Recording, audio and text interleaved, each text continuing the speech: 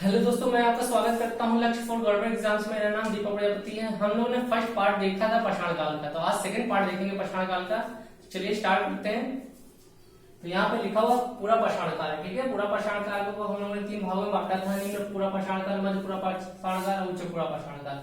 इनकी जो काल अवधि है 5 लाख से 50,000, 50,000 से 40,000 बीसी, ठीक है। 40,000 बीसी से 10,000 बीसी के बीच में। तो ये किसका काल अवधि है? ये आपका उच्च पूरा पाषाण काल का, ठीक है। चलिए स्टार्ट करते हैं उच्च पूरा पाषाण काल के बारे में। अभी मैप भी देखेंगे। तो उच्च पूरा पाषाण काल में लोग खादों का संग्रह करते थे, यानी जो खाद होता था, खान पीन खाना जिसे बोलते हैं, उसका ये संग्रह करते थे अनाज का, ठीक है। इनको आग का प्रयोग करना आता था, यानी ये आग का प्रयोग करना जानते थे। वहीं कृषि इनको नहीं आती थी, ठीक है। तो ये ध्यान रखिए, कृषि करना इनको नहीं आता था, बस खाद का संग्रह करना आता था। यदि इनका जो ये पत्थर प्रयोग करते थे, औजार, जिन औजारों का बनाने में पत्थरों का प्रयोग करते थे, वो पत्थर का है क्वार्ट जाइट, ये पत्थर प्रयोग किया करते थे। और औजार देखे तो ये चापर, चापिंग और हैंड एक्स का यूज करते थे। चापर क्या है, तो चलिए देखते हैं चापर कैसा होता है। जब कोई पत्थर टूट जाता है, मान लेते हैं, ठीक है, तो टूटने के बाद कुछ समथिंग ऐसा हो जाता है इस टाइप का, ठीक। तो इसके एक तरफ जिसमें धार हो, क्योंकि एक तरफ ओनली वन साइड, तो उसे बोलते हैं चापर। तो चापर किसे बोलते हैं? जिस तरफ, जिस पत्थर के एक साइड केवल धार हो। अगर जिस पत्थर के दोनों साइड यदि धार, अगर धार होगा इस टाइप का, नहीं दोनों साइड यदि धार हो, तो उसे बोलते हैं चापिंग। इसी वजह से इस सभ्यता को हम चापर, चापिंग सभ्यता भी कहते हैं, ठीक है। ये उत्तर में पाई जाती थी। उत्तर में कहा? जो सिंध की, ये जो यहाँ से सिंधु रिवर निकलती है, इसी की एक सहायक नदी है, ठीक है। सहायक रिवर है सोहन नदी, ठीक है। तो वहीं पे ये चापर चिपिंग सभ्यता पाई जाती है, ठीक है। वहीं पे इनके अवशेष, जो भी पुरातात्विक साक्ष्य वहीं से हमने मिलते हैं, इसलिए इनको सोहन संस्कृति भी कहते हैं। तो याद रखिए, चापर चिपिंग सभ्यता किसे कहते हैं? संस्कृति। तो इसे हम लोग क्या बोलते हैं? चापर चापिंग संस्कृति, ठीक। या हम लोग इसको सोहन संस्कृति भी कहते हैं, सोहन संस्कृति, ठीक है। ये उत्तर में आपको पाई जाती है, हमने बताया कि ये उत्तर साइड में पाई जाती थी, इस एरिया में जो भी है। सिंधु की सहायक जो नदी है सोहन, इसीलिए इसे सोहन संस्कृति भी कहते हैं। उसके बाद ये हैंड एक्स कुछ ऐसा देखने में होता है इस टाइप से, यानी कि मैं इसको हैंड से पकड़ सकते थे, इसको मांस उस काटने के लिए यूज करते थे ये, ठीक है। यहाँ पे धार हुआ करते थे, तो हैंड से इसको पकड़ के, इसलिए हैंड एक्स इसको भी बोलते हैं, ठीक है, इस औजार को। और इसे हैंड एक्स संस्कृति बोलते हैं, ठीक है, हैंड एक्स संस्कृति। तो ये ध्यान रखिएगा। चापर कैसा होता है? चापर देखने में कुछ इस टाइप का होता है, जिसके एक साइड धार हो। चापिंग में दोनों साइड धार होते थे, ठीक है। और ये हैंड एक्स है, हैंड एक्स, इसीलिए इसको हैंड एक्स संस्कृति बोलते हैं, हैंड एक्स संस्कृति। एक्स का मतलब वो पता है, कुल्हाड़ी होता है, कुल्हाड़ी के टाइप का ये होता था, ठीक है।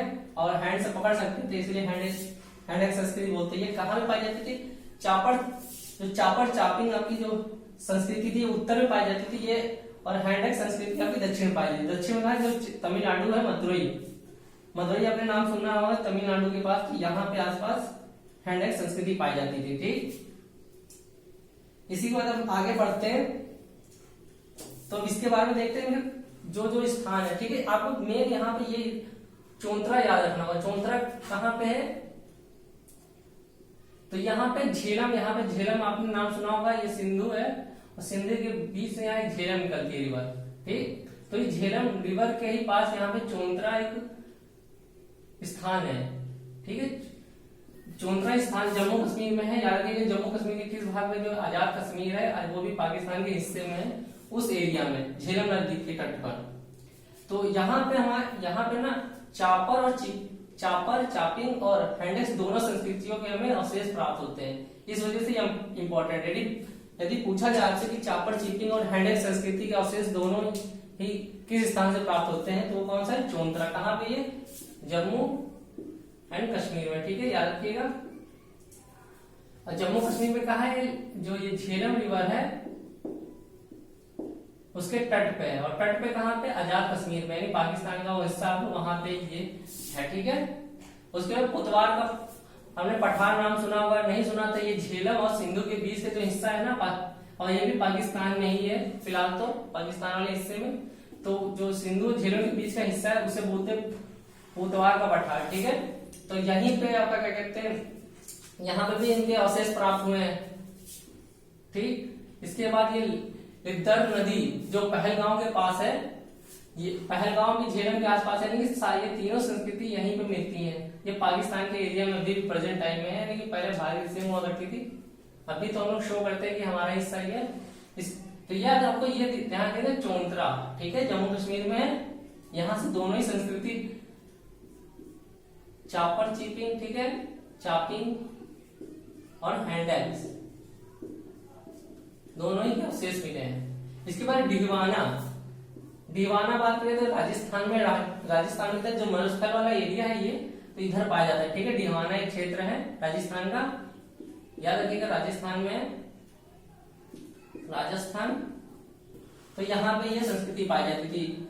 उसके बाद यदि देखें भीमबेटका, ठीक है, कहाँ पे भीमबेटका, यदि आपने इंदौर देखा होगा मध्य प्रदेश में, इंदौर, ठीक है, इंदौर और भोपाल के जस्ट बीच में ये पड़ता है भीमबेटका, ठीक है। तो यहाँ पे इसके अवशेष मिलते हैं भीमबेटका में। उसी टी नरसिंहपुर आपके क्या कहते हैं, इंदौर से जो भोपाल है, भोपाल से जस्ट थोड़ी दूर पे, यानी कि भोपाल के पूर्व साइड में पड़ता है, दक्षिण पूर्व में, तो ये एरिया है भोपाल, ये भोपाल है। हमने मैप में देखा होगा कि एमपी का ये जो एरिया है, एमपी का क्षेत्र है, और यहीं पे इंदौर है ये, ठीक है। तो इंदौर भोपाल के जस्ट नीचे ही आसपास दोनों ही है, भीमबेटका और नरसिंहपुर, तो यहाँ पे इसके अवशेष प्राप्त हुए हैं। लेकिन आपको इतना ध्यान रखने की जरूरत नहीं है, आप नोट्स में बना सकते हैं, लेकिन आपको ये ध्यान रखना जरूरी है। और वहीं पे देख रहे नवेसा से प्राप्त है, नवेसा कहाँ पे है, ये नासिक, अपने महाराष्ट्र में सुना, नासिक और पुणे, ठीक है। तो यहीं के बीच एक रिवर बहती है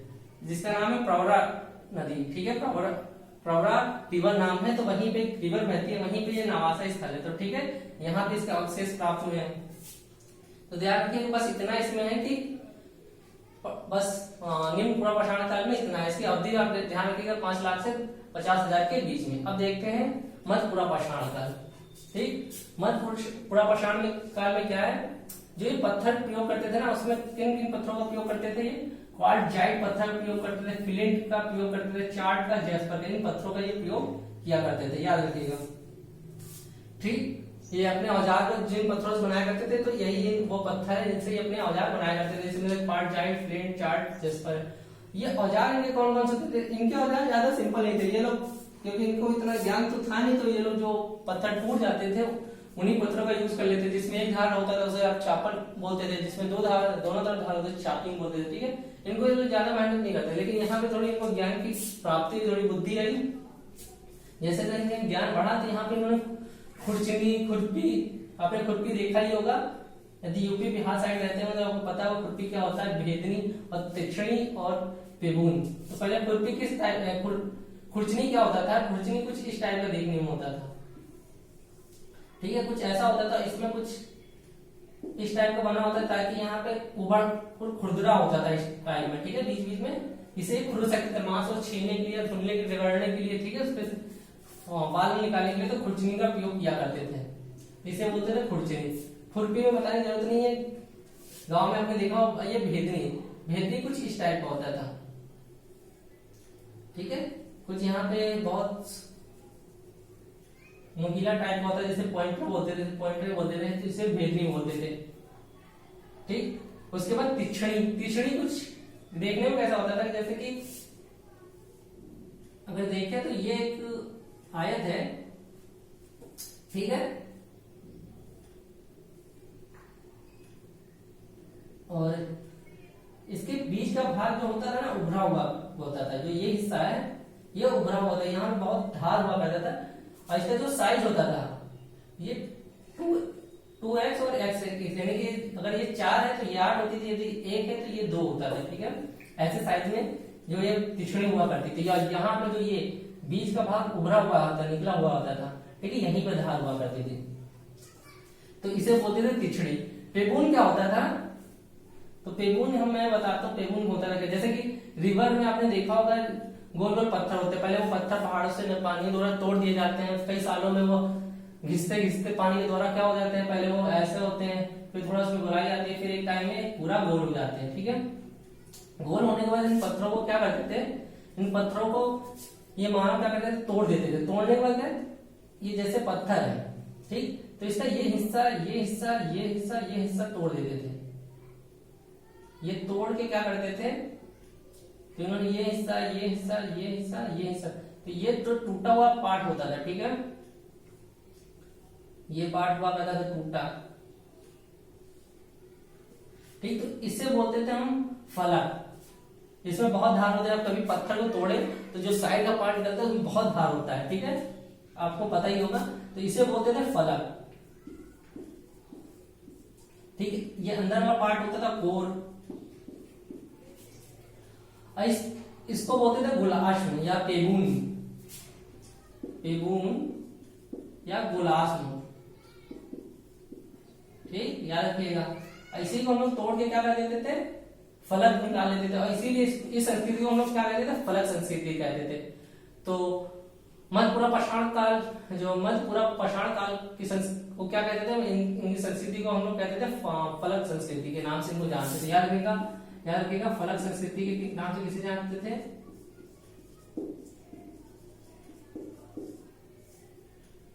ठीक है, इसे फलक संस्कृति के नाम से जानते थे। हमने यहाँ पे देखा था चापवाड़ चिपिंग संस्कृति और हैंडक संस्कृति, याद रखिएगा, तो यहाँ पे फलक संस्कृति थी। बस यहाँ पे इतना ही था, और इनके स्थान देख लेते हैं। तो इनके जो हथनौड़ा, ठीक है, हथनौड़ा यदि देखा जाए तो हथनौड़ा है यहाँ पर तेलंगाना में। अभी हम मध्यपुरा पाषाण काल की बात कर रहे हैं, उनके स्थान की बात करते हैं। तो हथनौड़ा ये तेलंगाना में, तेलंगाना आपको पता होगा कि यहाँ पे इस एरिया में महाराष्ट्र और आंध्र प्रदेश ऊपर वाला ये एरिया तेलंगाना का, तो यहीं पे हथनौड़ा है, ठीक है, जस्ट महाराष्ट्र के पास सटा हुआ हिस्सा है हथनौड़ा। हथनौड़ा में ही मानव के सबसे प्राचीनतम जो कंकाल प्राप्त हुआ है, ठीक है, अवशेष, तो ये हथनौड़ा से ही सब मानव का प्राचीनतम कंकाल प्राप्त हुआ है, ठीक है। तो ये याद रखिएगा, तो ये आपसे पूछ सकता है कि मानव का सबसे प्राचीनतम कंकाल कहां से प्राप्त हुआ, हथनौड़ा, ठीक है, कहां पे है, तेलंगाना में, ठीक है, याद रखिए तेलंगाना में। उसके बाद चिस्की, तो वहीं पे चिस्की नवेसा, अभी देखा कि नवेसा कहां पे है, तो ये प्रवर नदी के तट पर ये नवेसा एक स्थान है, ठीक है। तो ये नासिक और पुणे के बीच में ये जो स्थान है, तो यहाँ पे इसके अवशेष प्राप्त होते हैं, ठीक है। उसी तरफ जो प्रवरा नदी है वहां पे इसके स्थान प्राप्त है, जो रिवर है, तो आसी पास में दोनों ही प्राप्त होते हैं, जो प्रवरा नदी है, ठीक है, वहीं पे प्राप्त होते हैं। तो इतना हथनौड़ा को यहाँ पे ध्यान रखना है, यहीं पे चौंतरा याद रखना है, ठीक। तो आपको ये सब नोट कर लेना है, जो भी इनके हथियार कैसे थे। इसके बाद हम लोग आएंगे उत्तरपुरा पाषाण काल में, ठीक है। तो यहाँ पे उत्तरपुरा पाषाण काल में इनको ब्लेड संस्कृति के नाम से जानते हैं, जैसे कि यहाँ पे आपने देखा फलक संस्कृति, ब्लेड संस्कृति के नाम से क्यों जानते थे, इनके भी औजार, आप इसको नोट कर लीजिए, ठीक है, स्क्रीनशॉट ले लीजिए, मैं इसको रेस करने जा रहा हूँ क्योंकि जगह नहीं है।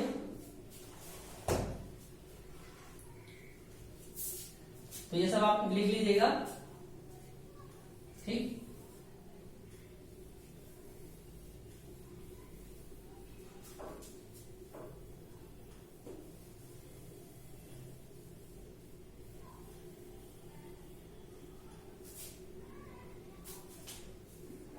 अगर उत्तरपुरा पाषाण काल की संस्कृति की बात करें तो ये भी जिस पत्थर का यूज करते थे, यही इन्हीं औजारों का ये भी यूज करते थे, ठीक है। जो औजार हमने अभी मध्यपुरा पाषाण काल में देखे हैं, जैसे कि खुरचनी, खुरपी, भेदनी, तीक्ष्ण, इसके अलावा एक और हथियार भी यूज करते थे औजार का, जिसका नाम था ब्लेड, ठीक है, ब्लेड। इसीलिए इसका नाम क्या पड़ गया, ब्लेड संस्कृति नाम पड़ गया, ब्लेड संस्कृति इसका नाम पड़ गया, याद रखिएगा इसको, इसीलिए इसका नाम पड़ गया ब्लेड संस्कृति। क्यों ब्लेड, ब्लेड कैसा मतलब तो जो इनके औजार होते थे ना कुछ ऐसे टाइप के होते थे, और कॉर्नर पे यहाँ पे धार हुआ करता था, और ब्लेड में आपने देखा होगा ऐसे धार होता है, तो इसीलिए इसका नाम पड़ गया ब्लेड संस्कृति। ठीक है, ये भी खुरचनी और खुरपी भेदनी तिछड़ी का उपयोग किया करते थे। और ये इनके जो पत्थर थे, याद रखिएगा, इन पत्थरों का यूज ये भी करते थे, क्वार्टजाइट, फ्लिंट, चार्ट, जस्पर, ये भी इन्हीं पत्थरों से औजार को अपने बनाया करते थे, जो भी वेपन्स थे। ठीक है इनके। और उत्तर पूर्व पाषाण काल में यहीं पे हिम युग की क्या हो जाती है, हिम युग की समाप्ति हो जाती है, हिम की समाप्ति। ठीक है, इन दोनों को हिम युग बोला जाता है, याद रखिएगा। निम्न पूर्व पाषाण काल और मध्य पूर्व पाषाण को हिम युग के नाम से जाना जाता है। ये भी पूछ सकते हैं हिम युग के नाम से किसे जाना जाता है, तो ये ध्यान रखिएगा। कहाँ पे हिम युग की समाप्ति होती है, तो उत्तर पूर्व पाषाण काल में हिम युग की समाप्ति हो जाती है। यहीं से होमोसेपियंस का, जो होमोसेपियंस थे उनका उदय हो जाता है। ठीक है, होमोसेपियंस का यहीं से उदय होता था, जो कि हमने देखा था क्रो-मैगन के बाद में। ठीक है, तो यहीं से स्टार्ट हो जाता है। और उनके स्थान कहाँ से प्राप्त हुए, यदि उनकी चित्रकारी देखा, अभी मध्य पूर्व पाषाण काल के लोग जो चित्रकारी करते थे, ठीक है, वहां जो हमें अवशेष प्राप्त हुए हैं। अवशेष कहाँ से, भीमबेटका से प्राप्त हुए। हमने देखा कि भीमबेटका कहाँ है, भोपाल के जस्ट नीचे है बेटका। ठीक है, भीमबेटका। तो इनके जो चित्र हमें प्राप्त है वो हरे और लाल रंग से तरह से 1 से 2 मीटर के आसपास प्राप्त हुए। ठीक है, 1 से 2 मीटर के हैं, हरे और लाल रंग से चित्रकारी की गई है। तो इनके अवशेष चित्रकारी होते हैं। इनके यदि नक्काशी की बात करें तो रोहंदा नाला, ठीक है, रोहंदा नाला कहाँ पे, जो आपका उत्तर प्रदेश है, इस एरिया में उत्तर प्रदेश है। ठीक है, उत्तर प्रदेश, यहाँ पे वाराणसी है। ठीक है, वाराणसी के जस्ट नीचे प्रयागराज, ये वाराणसी। तो यहीं पे एक रिवर बहती है, कौन सी रिवर है, बेलन रिवर है, छोटी सी रिवर है। ठीक है, और बाद में गायब भी हो जाती है, ज्यादा इतनी लंबी नहीं है। तो इस बेलन नदी पर क्या है, रोहंदा नाला। ठीक है, वहां से अस्थि पंजर प्राप्त हुआ। अस्थि पंजर पर नक्काशी की गई है, उसको मातृ देवी कहा गया है। जो अस्थि पंजर से एक मूर्ति बनाई गई है या इंसान की, तो उसे मातृ देवी के नाम से संबोधन किया गया है। वो कहाँ से प्राप्त हुआ है, तो यहाँ पर देखिए क्या, अस्थि पंजर से बनी मूर्ति, अस्थि पंजर यहाँ पे लिख रहे हैं, से बनी मात्र, ठीक है, देवी की मूर्ति।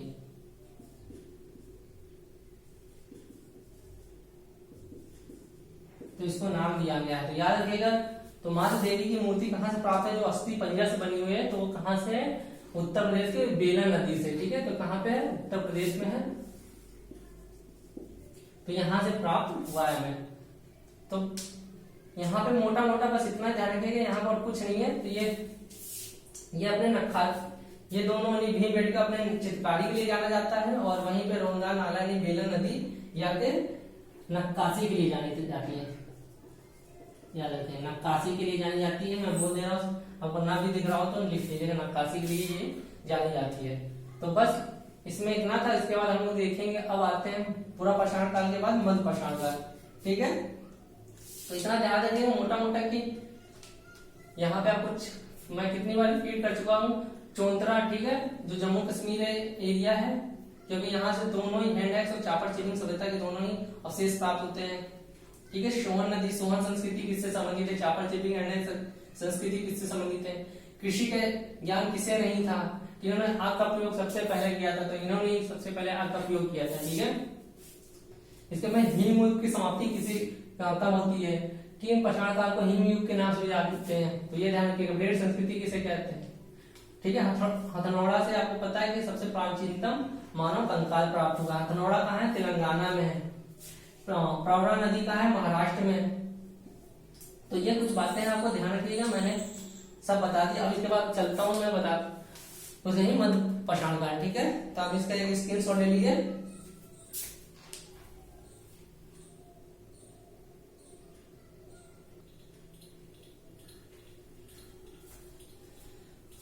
चलिए दोस्तों, नेक्स्ट स्टार्ट करते हैं। ठीक है, मध्य पूर्व पाषाण काल। तो मध्य पूर्व पाषाण काल को हम इसलिए भी किस लिए जानते हैं, क्योंकि यहाँ पे लघु उपकरण बनाए जाते थे। ठीक है, यहाँ पे स्मॉल उपकरण मिलते हैं, जो कि 1 सेंटीमीटर से 8 सेंटीमीटर के बीच मिलते हैं। ठीक है, इसलिए इसको माइक्रोलिथिक काल भी कहते हैं, ठीक है, क्योंकि यहाँ पे स्मॉल जो भी हमारे वेपन्स मिलते थे पाषाण काल में, ठीक है, इसलिए माइक्रोलिथिक काल ही बोलते हैं। याद रखिएगा माइक्रोलिथिक काल किसे बोलते हैं, तो मध्य पाषाण काल को बोलते हैं। क्यों बोलते थे, क्योंकि यहाँ पे जो उपकरण थे बहुत स्मॉल बनते थे, ठीक है, 1 से 8 सेंटीमीटर के बीच पाए गए। यहीं पे इसमें पशुपालन के हमें साक्ष्य मिलते हैं। अभी हम देखेंगे कहाँ कहाँ वो जगह है जहाँ पशुपालन के साक्ष्य मिलते हैं, ठीक है। जिन यहाँ पे भी उन्हीं पत्थरों का यूज किया जाता था जो मध्य पूरा पाषाण काल और उच्च पूरा पाषाण काल, वेरी क्वार्ट, जाइट, चार्ट, प्लेट और जैस्पर, इन पत्थरों का उपयोग यहाँ पे किया जाता था। इसके बाद यहाँ पे जो औजार थे, किस तरह के औजार थे यहाँ पे त्रिभुज, नौचंद्राकार और सबनम। त्रिभुज तो कुछ इस टाइप का था, ठीक है, त्रिभुज इस टाइप का हुआ करता था। नौचंद्राकार कुछ इस टाइप का था, ठीक है, इस टाइप का। वहीं सबलम आपका कुछ ऐसा हुआ करता था कि इस टाइप के हथियार थे। यहाँ पे इन्होंने प्रच्छापास्त्र तकनीक का विकास कर लिया था। प्रच्छापास्त्र क्या होता है, जैसे फेंक का मारने वाला हथियार होता है किसी जानवर को, तो उसे बोलते प्रच्छापात, ठीक है, फेंक के मारने वाला। तो प्रच्छापास्त्र तकनीक, तो ये देखिए इस टाइप का होता है, तो इसे इन लोग फेंक के मारते थे। इसलिए प्रच्छापास्त्र तकनीक का विकास किसने किया था, तो मध्य पाषाण काल के जो मानव थे उन्होंने प्रच्छापास्त्र तकनीक का विकास किया था। याद रखिएगा। तो ये तीनों यदि देखा जाए, फेंक के मारने वाले प्रच्छापास्त्र तकनीक का विकास, यहां से भी यहाँ धार हुआ करता था, तो ये ध्यान रखिएगा, प्रच्छापास्त्र तकनीक का विकास मध्य पाषाण काल में हुआ था, ठीक। इसके बाद ये इनके जो औजार मिले हैं, ठीक है, वेपन जो भी हथियार मिले हैं, हड्डियों सींग के भी मिले हैं, यानी कि पत्थरों के साथ साथ हड्डियों का और सींगों का उपयोग करना भी अब जान गए थे। उनके भी हथियार बना के ये उपयोग किया करते थे, ठीक। इसके बाद अब देखते हैं बागोड़। यहाँ से बागोड़ यहाँ राजस्थान में भीलवाड़ा जिला है बागोड़, ठीक है, भीलवाड़ा जिला है राजस्थान का। यहाँ पे तो यहीं से हमें पशुपालन के साक्ष्य मिले। कौन से पशुपालन के प्राचीनतम साक्ष्य मिला है, यहां से प्राचीनतम साक्ष्य मिले, ठीक है। तो ये कहां पे है बागोड़, तो ये देखिए यहाँ पे ये है, तो ध्यान रखिएगा। वहीं पे आदमगढ़ ये आपका है एमपी में, ठीक। आदमगढ़ यहाँ पे आपका एमपी में कहा, होशंगाबाद है, वहां से आदमगढ़ से हमें कुछ साक्ष्य मिले। आदमगढ़ से यहाँ पे हमें पशुपालन की शुरुआत देखी जाती है। यहाँ पे भी साक्ष्य मिले, यहाँ पशुपालन की अभी शुरुआत हुई थी, ठीक है। यहाँ पे पशुपालन की शुरुआत हुई थी।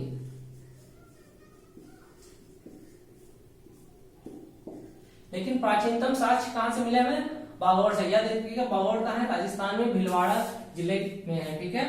वहीं पे मध्य प्रदेश में जो आदमगढ़ जिला है, ठीक है, आदमगढ़ स्थान है होशंगाबाद के पास, तो वहां से हमें अभी पशुपालन की शुरुआत के साक्ष्य मिलते हैं। पशुपालन की भी शुरुआत हुई थी।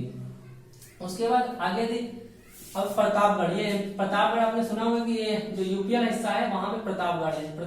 तो प्रतापगढ़ से हमें कुछ यहाँ पे उत्तर प्रदेश में लिख देता हूँ, ठीक है।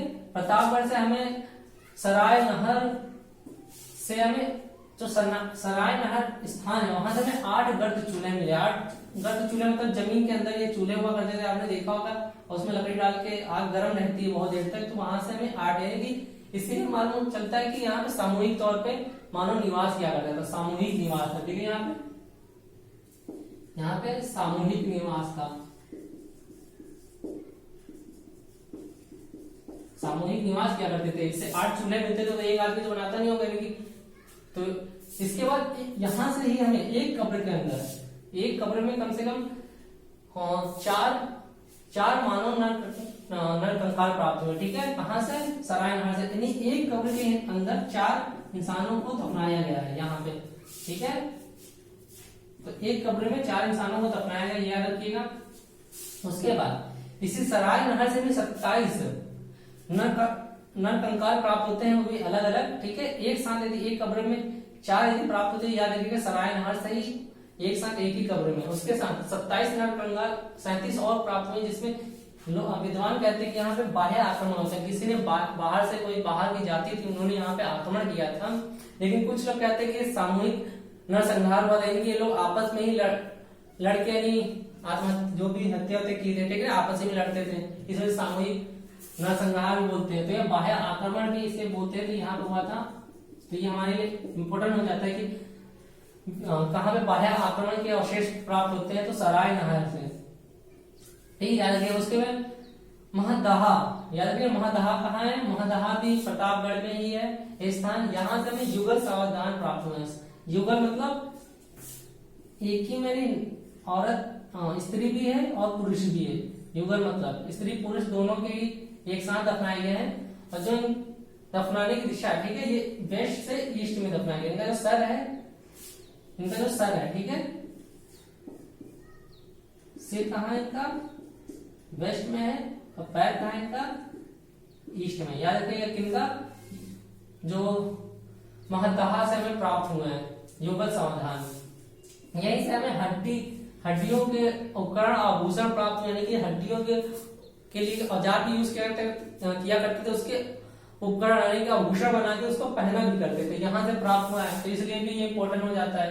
पहली बात तो किसलिए यहाँ से युगल समाधान प्राप्त हुआ, यानी कि स्त्री पुरुष को एक साथ अपनाया गया है। और उनका सर कहाँ है, वेस्ट की तरफ, और पैर कहाँ है, ईस्ट की तरफ। ये ध्यान रखिएगा।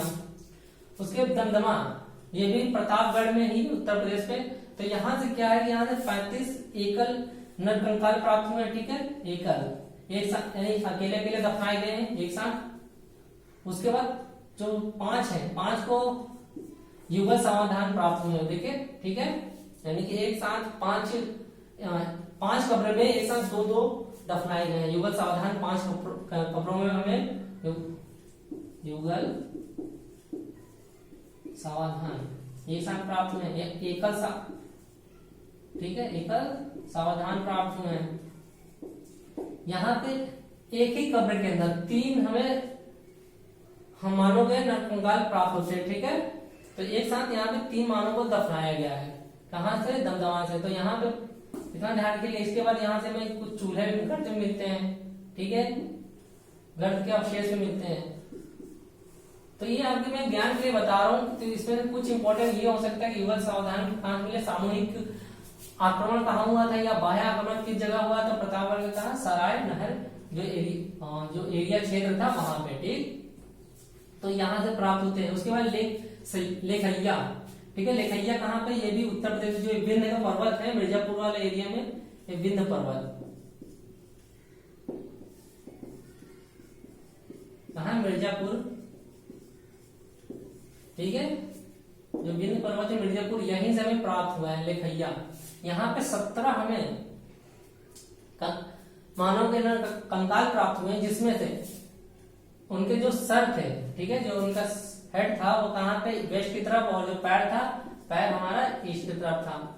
17 यहाँ से प्राप्त हुए हैं।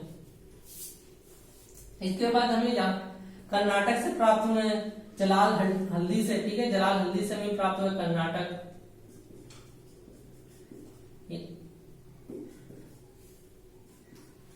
यहाँ से हमें अवशेष प्राप्त होते हैं। लंकराज से प्राप्त होते हैं, लंकराज कहाँ पे है, तो ये महाराष्ट्र में, ठीक है, यहाँ से हमें अवशेष प्राप्त होते हैं। यहाँ से हमें गर्त चूल्हे ये भी प्राप्त होते हैं लंकराज से, ठीक है।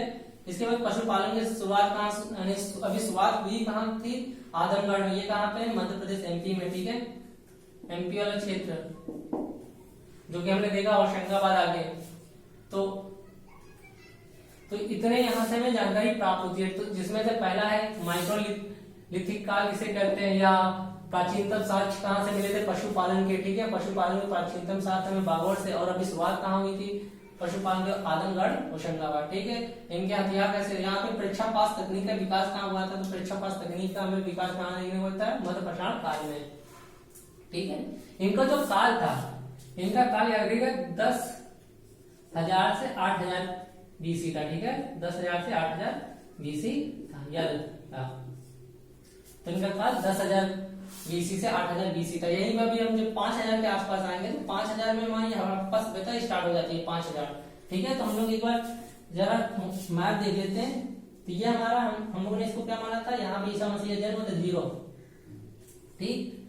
तो हमने सबसे पहले देखा पाषाण काल, पूरा पाषाण काल में हमने देखा 5 लाख बीसी, ठीक है। 5 लाख बीसी से 50,000 के बीच में क्या था हमारा निम्न पूरा पाषाण काल, ठीक है। वहीं से हमारा था 10 से 40 के बीच था, ठीक है, ये 50 लिखते थे। 50 से 40 के बीच था आपका, 50,000 से 40,000 के बीच था निम्न मध्य पूरा पाषाण काल था यहाँ पे। उसके बाद और आगे बढ़ेंगे तो यहाँ से निम्न उच्च पूरा पाषाण काल, जो कि हमने देखा 40 से कितना था 10,000 बीसी के बीच में था। इसके बाद हमने यहाँ पे देखा मध्य पूरा पाषाण काल, ठीक है। मध्य पूरा पाषाण 10,000 से 8,000 के बीच में था, ठीक है, बीसी। याद रखिए बीसी में नहीं बोल रहा हूँ, लेकिन हम याद रखिए बीसी चल रहा है। इसके बाद अब देखेंगे 10,000 से आपके 6,000 के बीच, ठीक है, जिसमें से 10,000 6,000 क्या है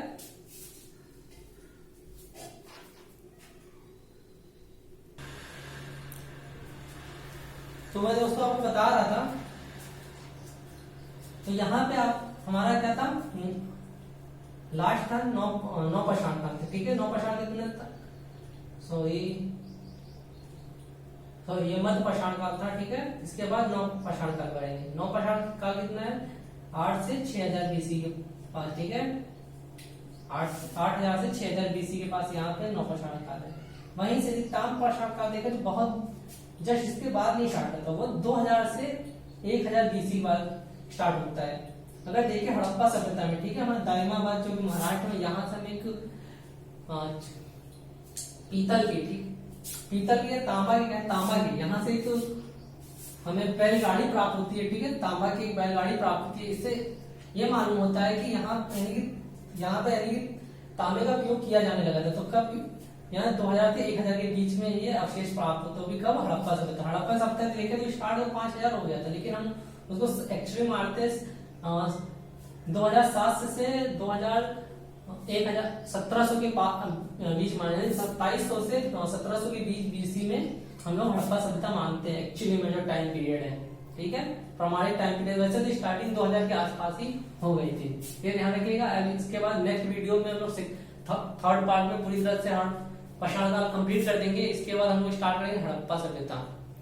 अगर इसमें आपको कुछ कमी लगी हो तो कमेंट करके हमें बताइए, तो हम उसको सुधार करने की जरूर कोशिश करेंगे। और लाइक करें और कमेंट करके जरूर बताएं, ठीक है। तो नेक्स्ट वीडियो मिलते हैं, वहां पूरा हम लोग कंप्लीट कर देंगे हड़प्पा सभ्यता पाषाण काल। उसके बाद मिलेंगे हड़प्पा सभ्यता में। चलिए स्टार्ट, अब अगली वीडियो मिलते हैं। Bye friends.